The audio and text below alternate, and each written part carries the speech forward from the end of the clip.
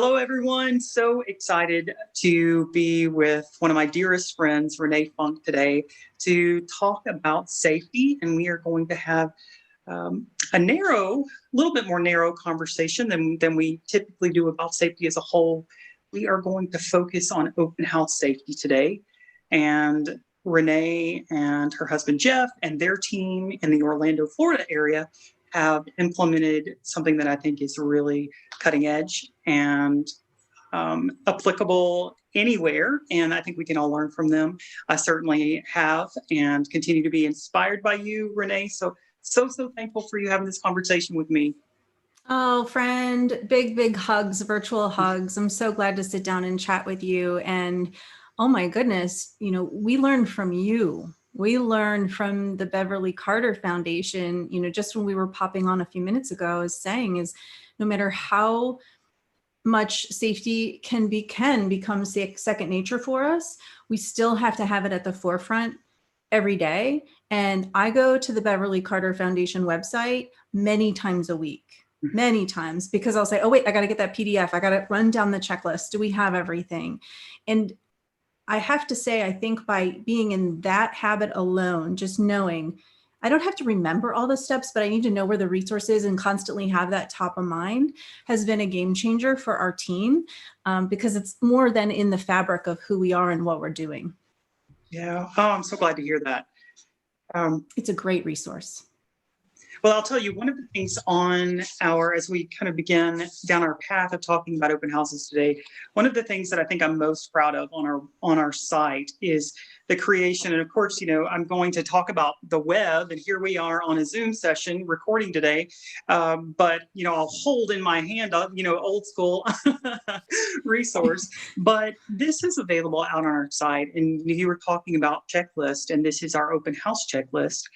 And of the resources we've created since we started a few years ago, this is one that I think I'm most proud of, just because it takes the entire open house experience from the planning stages to right before to during and then after, and identifies ways that you can keep yourself safe. So that's kind of a shout out to our volunteers and everyone that's kind of worked to contribute to this resource. And then, of course, one thing about our website, which is beverlycarter.org, all of these one-pagers, and I'd love to hear that you check these out because it's my favorite part of the website. They are under the training tab, and there's a section for downloadable resources. And so you can find the open house checklist there, among other resources. Really good for your personal use, or also you can just pull them down and it can be kind of a hyper-focused safety conversation that you could have in team meetings. So. Yeah. And also in trainings, right? Is you, Carl, have been so gracious to come and speak to some of our agents. And I've been so fortunate to have many conversations with you, which has just really improved our focus in Realtor Safety. Having the reinforcement of even the PDFs, we have on our team, we have an open house class that we then took those PDFs, and we have the PDFs right just as they are. We put them right into the training class, and we link everything back to beverlycarterfoundation.org. And it's constantly that reinforcement of, hey, it's also, you know what it is? It's also a third-party verifier, because as a team leader, what I find is, well, I can share my opinion of safety and I can put protocols in place, but sometimes it's like mom and dad telling you what to do. But when we have an outside resource that solidifies and provides even better resources, it takes a little of the pressure off of team leader. I love that. Well, and something that you've said to me a number of times too is, well, and it's the way that you talk about safety, and it's kind of real talk, right? So not only when you're talking about from a leader trying to inspire change, and but also that some of it, some of the safety tips and best practices are much easier said than done. Mm-hmm. And so on the topic of open houses, it would be super simple if we could just say, you know what, every open house, 2 or 3 people there, buddies always, but that is not, in real talk, it's not always feasible, practical. Your spouse is busy that Sunday afternoon. You can't find an affiliate join you. So I really appreciate your kind of realness with, the challenges that face us in trying to be super safe. The realness starts, and I know we're talking open houses today, but just as a blanket statement in Realtor Safety, the realness starts with the conversation that we need to continue to put pressure on in the industry, which is stop being afraid to ask and have that as an expectation in your business model. We don't have to ask permission to put our safety first. Yes, I have a soapbox. I know I'm preaching to the choir here, but this is a non-negotiable. And so I realize, Carl, you're mentioning open houses, that it's not always feasible for someone to have a buddy. Totally get that. In my culture as a team leader, we have a strict rule. There are no open houses unless there is a buddy. And what I would encourage agents to do, whether they're on a team, everyone's in an office, right, is really consider taking that hard line. It's safer for your customer. It's safer for each other. It's better service for those who come. And if we come together, not only as an industry, but in a little bit more of a hyper local office to office, and say, we're just going to stop it. We're going to say we're doing buddies always.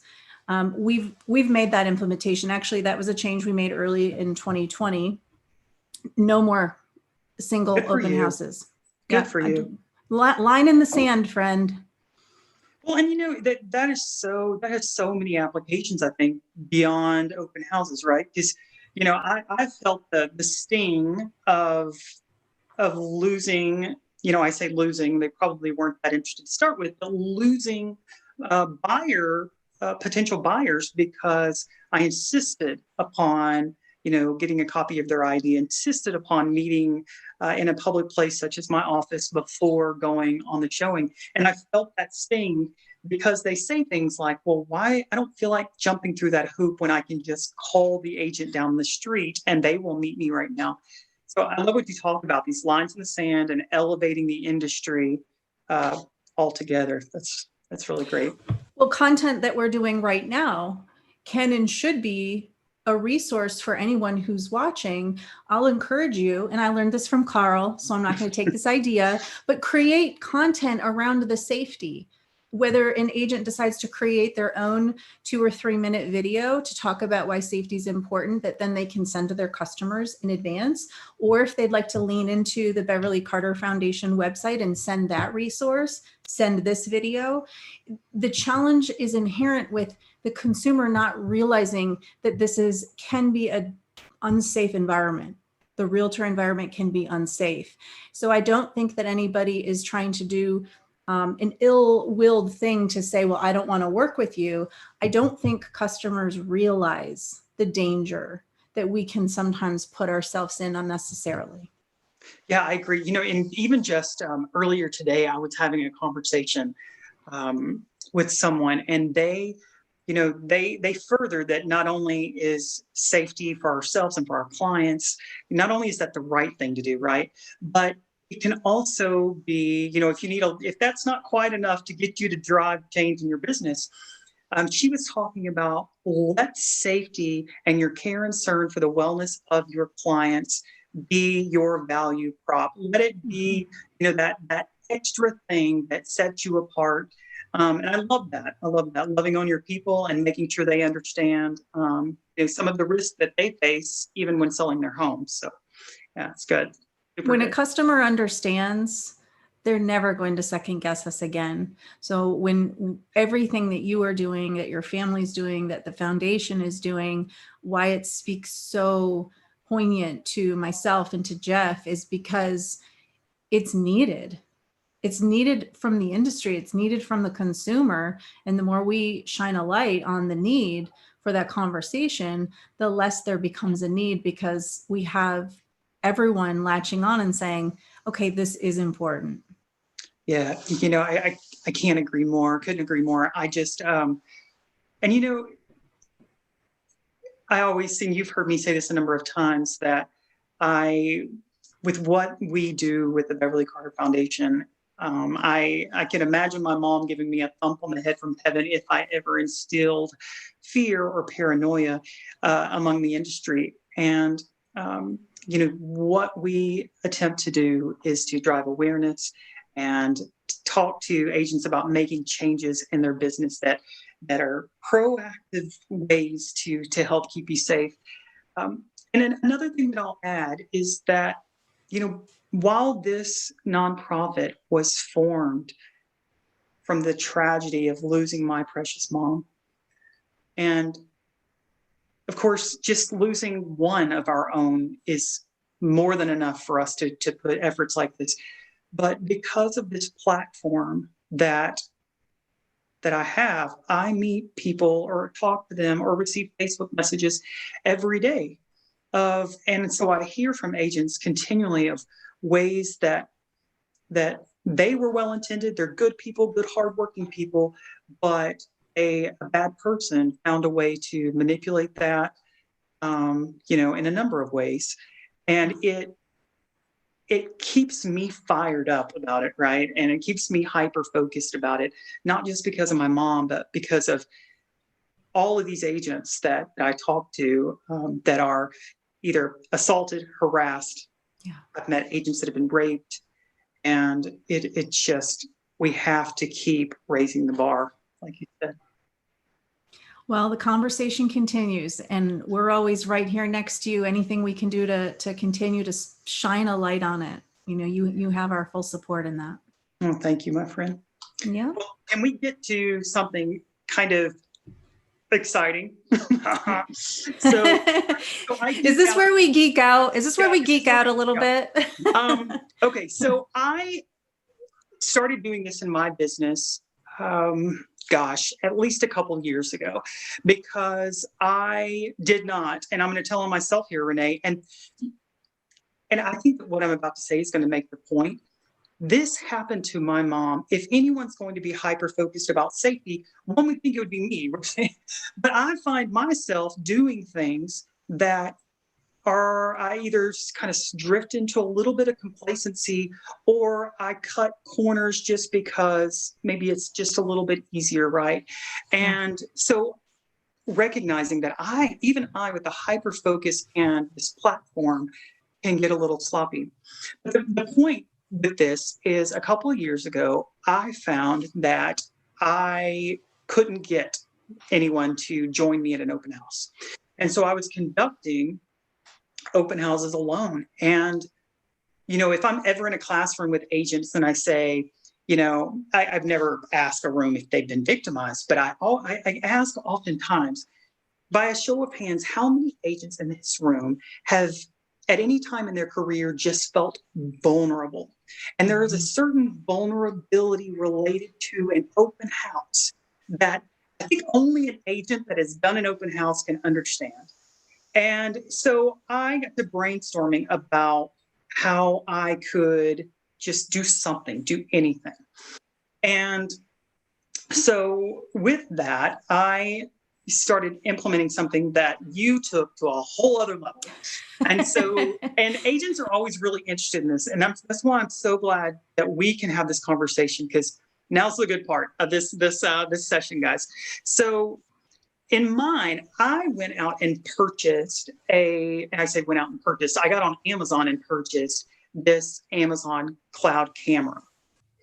And so with this, of course, it's being, it's a cloud camera. So the actual surveillance, the footage is going up into the cloud.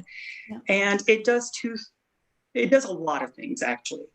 One is there's a little bit more safety, fewer risks are probable when potential criminals know that there is a likelihood of them being caught on camera. But also with, this, and I'd be interested to learn this about yours, Renee, this camera, it has the ability from anyone with, any sort of, there's an app or any other Amazon device. And so if my spouse that couldn't make it to the open house could just get on that footage and see in the moment, am I safe? How's that going? And this one has two-way communication. So she could even say, she could pretend to be my assistant, which is laughable because she's actually my boss. But I wonder if Jeff would say that. I don't know, maybe.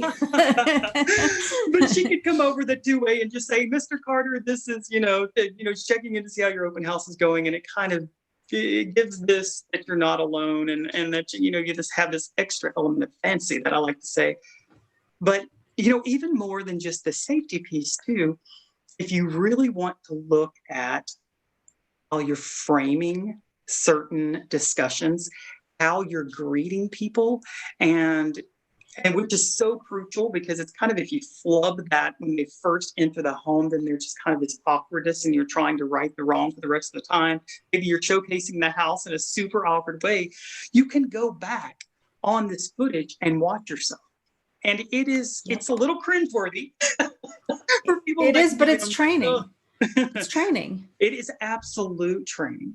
So I would love to hear from you on, because you guys have implemented this, you've given these to everyone on your team, right? Right. And I will say that there are many solutions. I'm in no way affiliated with the one we chose. I'm not endorsing it. I'm not being paid to say it. At the end of the day, this is what we chose because it was actually a very economical option. As well as robust. So Carl, to your point, yes, we went with the Wise cameras, and I should probably pull it back a little bit. So these are very, very affordable. Even as an individual agent, to pick up a couple would probably be reasonable for most. We bought many. We have an inventory on hand for our entire team so that every team member has access to bring a minimum of 2 to every open house. Now we have to make sure we put our disclaimer, Carl, which Absolutely. You have to check with your local and state and all your regulatory laws to make sure that you are allowed to do this. I'm in Florida, and in Florida, in order for us to surveil, there's different sets of laws for audio and video. For us to surveil our open houses, we must have this. So we must be disclosing to anybody that's coming in very clearly that they're going to be audio and video surveilled. Our signs are in English and Spanish.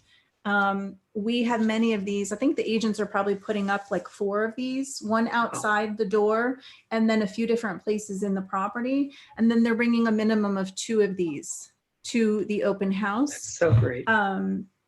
So our agents all have access to this for every open house. I'll also say as a caveat, because it is 2020, in Florida, we've, as real estate, been deemed essential. So this entire year, we've been able to do open houses with the exception of about the first, I think, 8 weeks when COVID first hit. We had to stop then. And then after that, we've been able to do open houses. So for our team members that would like to do an open house and the sellers that wish us to do an open house, what we have found is that the demand for open houses in 2020 are off the charts. And we are getting the highest attendance we've ever had, which goes back to the point that we said in the beginning, which is our hard stop. We have to have 2 agents at every open house. I believe in it from a safety perspective. I also believe in it from a service perspective. You touched, Carl, on what we say when someone first enters the home or when they first come up to approach the home is critical. The way we lay out our open houses is we have a point person who chooses to work the door, and then we have a point person who facilitates the tours. The agents take turns.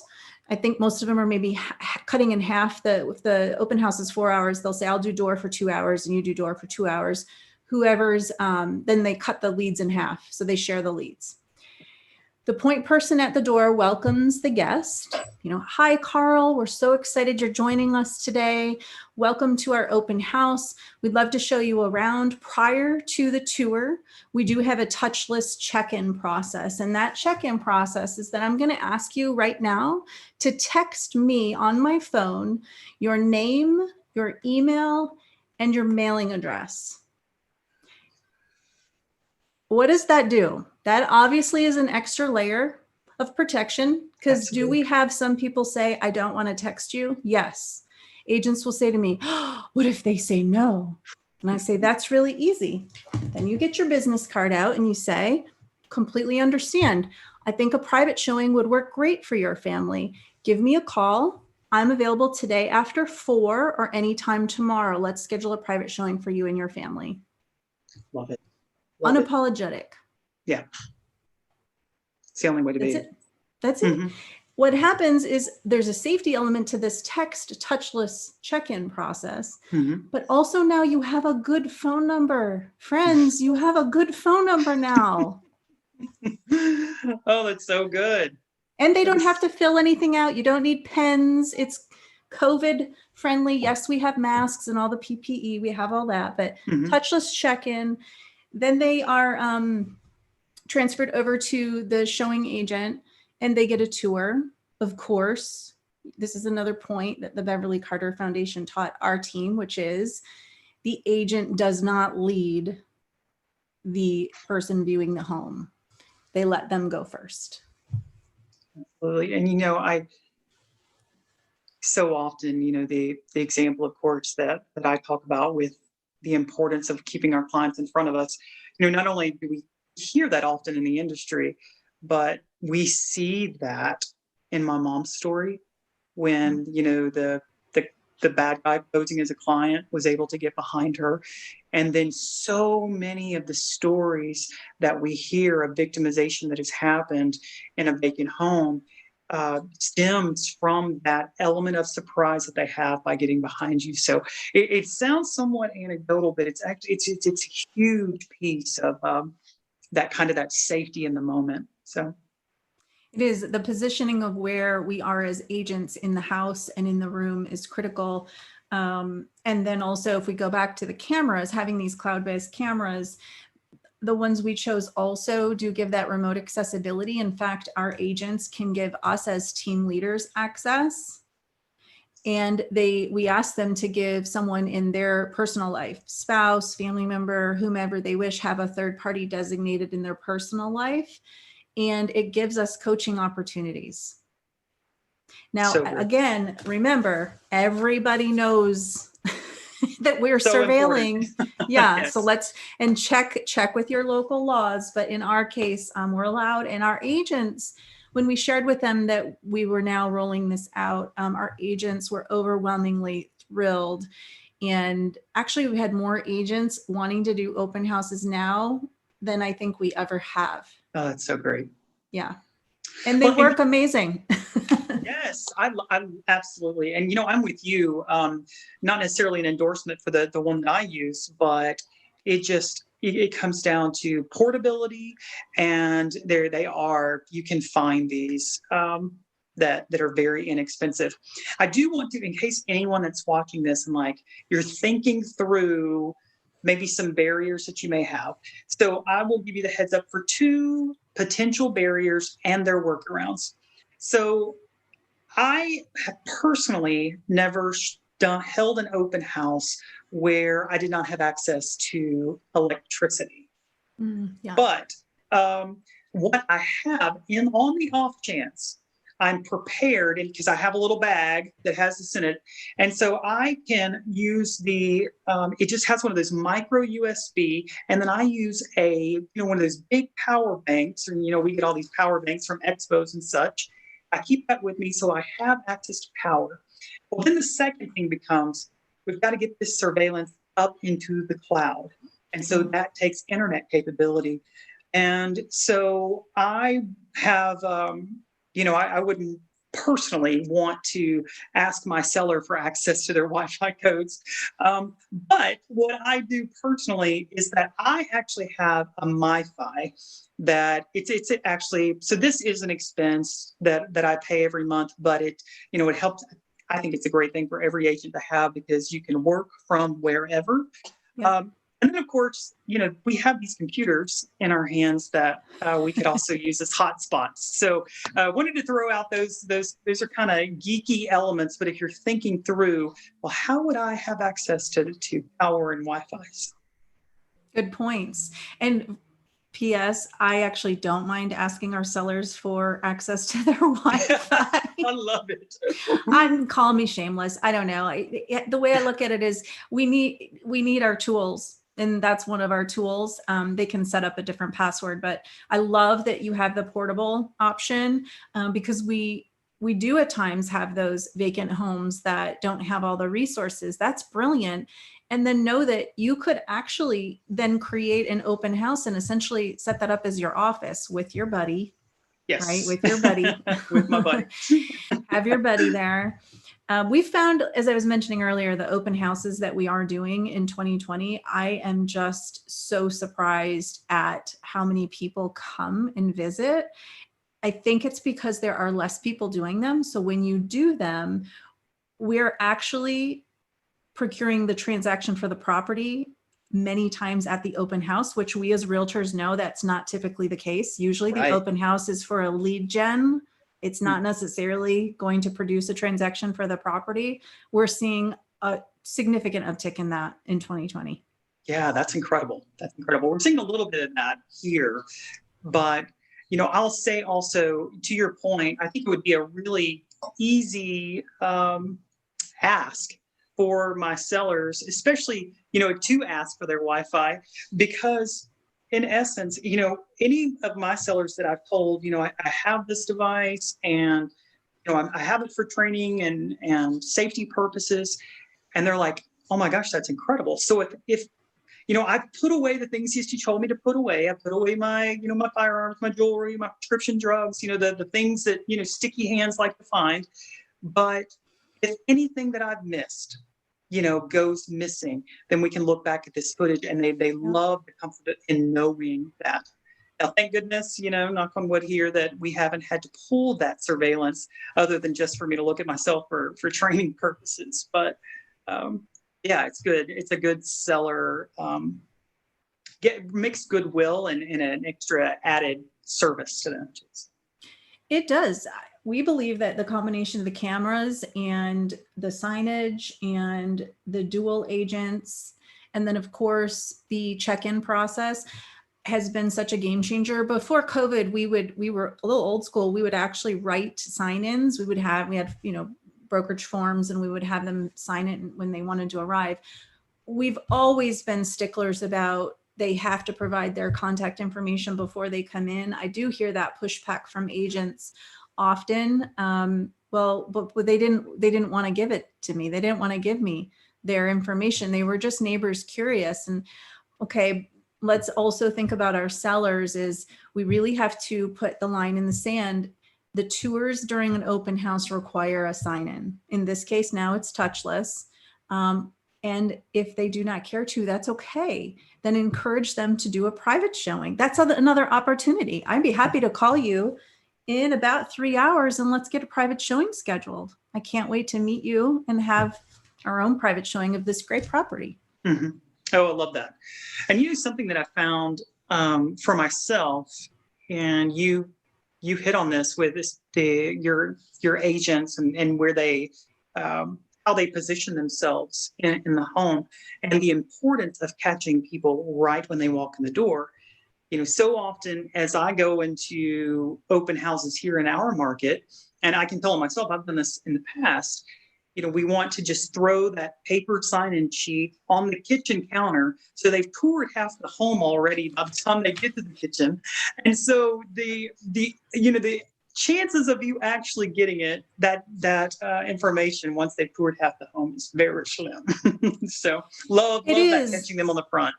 It is. And if someone does choose to do an open house on their own, which again, I do believe that every one of us has another realtor that we can extend a hand out and help, that will want to join you as a partner. But let's just say you don't.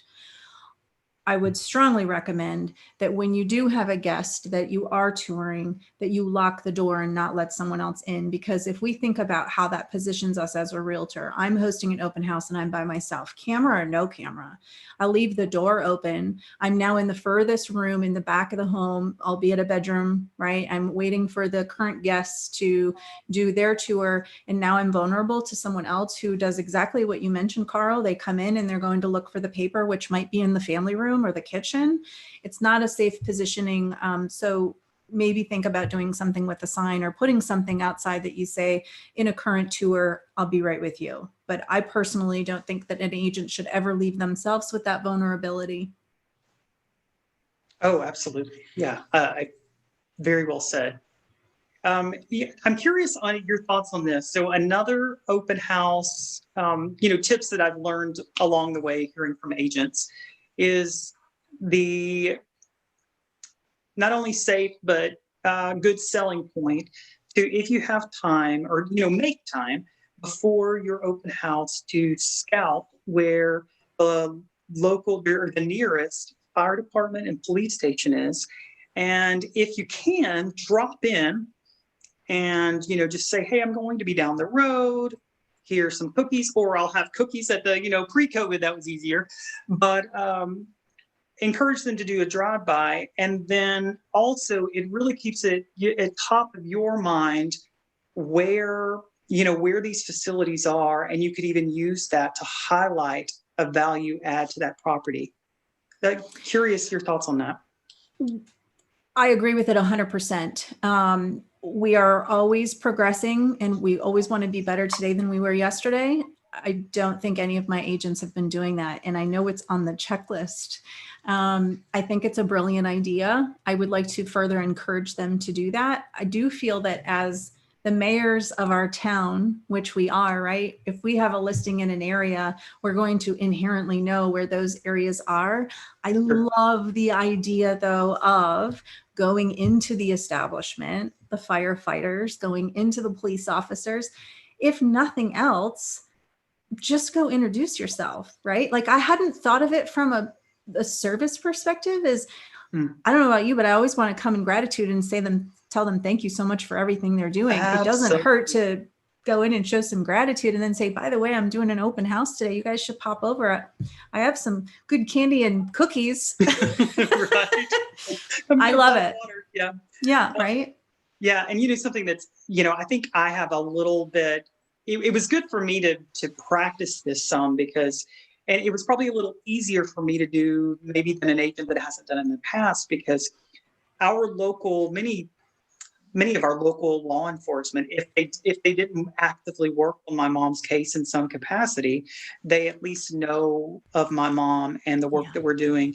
And so it just has this heightened awareness of realtor safety in our area. So like you said, it's always, even my mom's case aside, it's just always a great opportunity to say thank you because you have the toughest job on the planet. Thanks for keeping us safe. Job. Yeah. I love the thought of bringing them some things though. I mean, I don't know how that's received now, but I love that idea of bringing them some cookies or something. What we do implement for every open house is that we do go around to the neighbors and we will let them know that there's an open house going on. Now, the number of homes the agents choose to go to is really up to them, even if they choose to go to maybe the 10 most closest neighbors. But we do recommend that they go. For us here locally in Orlando, that's going to be dependent on whether the local HOA allows that solicitation. So if it's an HOA that says no solicitation, then they're not able to do that. We wouldn't, but any community, we have some areas, say downtown, and in our downtown areas, few different downtowns locally, we're allowed to do that. And so go meet the neighbors, right? Neighbors like to pick their neighbors. And also, who do you know right now that's looking to buy or sell in real estate? Got the best house right down here. Right. Well, and there's that whole saying of the nosy neighbors that want to see. And, I learned a while back I hate to call it a strategy, but just, you always remind me of coming from a place of gratitude and service. And so from agents that have kind of perfected, I think, this piece of going to the neighbors, they start that dialogue when that door opens with, hi, I'm Realtor so-and-so. I'll be at, having an open house over here from 12 to 4. And I just wanted to let you know that there might be increased, traffic in the neighborhood. And I really hope that isn't an inconvenience. We'd like to welcome you to come over if you'd like to just see it. So I really like that it's not just about, hey, I'm a realtor, I want to get to know you so I can maybe sell you something, but also just it's being coming from a place of mindfulness. I really like that. I hope we all do all the time. It's all about earning the relationships, right? We got to earn those relationships every step of the way. Yes, yes, yes, yes. Well, this has been fun. I've loved talking with you about this. I always learn from you. I'm inspired by you. I can't thank you enough for your leadership. You know, I've worked this year on NAR, kind of reignited a safety committee, and I was honored to be a part of it. And there was so much discussion around building the broader global awareness of safety and its culture, and then ratcheting it down to even the smallest level. And when you think about culture, it always comes back to leadership, and leadership is such a vital role. And so I can't thank you enough for your leadership, because without you, we wouldn't see the progression that we're seeing with agent safety. So thank you. We appreciate everything that you're doing, that you've always been doing. I know that I just see as your friend, the work you're doing is just a tireless job. And what we want you to know on this side of the equation is it is making a difference. And you do have a lot of allies. We'll continue to spread the word and make sure that everybody knows to put the safety first. And before we go, I do have to share one thing with you. Jeff really wanted to be here. I have a phone ringing in my background. I got to get rid of that. But Jeff really wanted to be here. You just got me today. But on behalf of Jeffrey Funk and myself, we would like to make a donation to the Beverly Carter Foundation in honor of your mom of $1,000. We know it's been an incredibly tough year for all charitable organizations, and we see everything that you're doing with the foundation, and we will be a continued support to you, and anything we can do, please always feel free to reach out. We wanted to be able to give you a little something that hopefully would give the organization a little boost in 2020. Well, it is much appreciated and will be put to good work to help save lives. I cannot thank you guys enough. We're sending you a big hug. And I am taking it. I can't wait until we have, isn't it funny? Like you and I know probably many watching, like we do the expos, we do the conferences, and 2019, there were a lot of conferences. And then 2020, in the beginning, I said, well, this is a nice little break. And I got to tell you, Carl, man, do I miss those conferences. I miss you. I know, I miss you. And Facebook memories are like, a blessing and a curse. You see them and you reminisce, and then you see them and you're like, oh, I miss my friends. I know. Yeah. Well, thank you for this conversation. You have Jeff and my full support. Anything that you all need, please always feel free to reach out. Okay. Thank you. Thank you, Renee. Bye, friend. Bye. Bye, Carl. Bye, everyone. Thanks for watching. Bye, Renee.